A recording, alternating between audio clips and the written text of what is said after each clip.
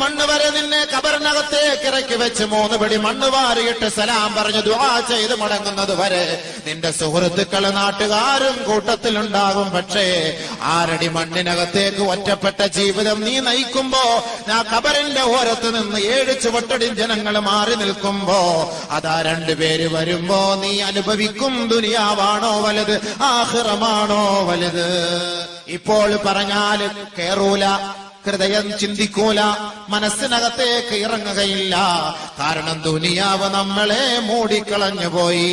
അതുകൊണ്ടാണ് പല ആവർത്തി ഖുർആനിൽ നമ്മളെ അറിയിക്കുന്നത്, യാ അയ്യുഹന്നാസ് ഇത്തഖൂ റബ്ബക്കും വഖ്ശൗ യൗമൻ ലാ യജ്സീ വാലിദുൻ ഔ വലദി വലാ മൗലൂദുൻ ഹുവ ജാസിൻ ഔ വാലിദി ഷൈആ.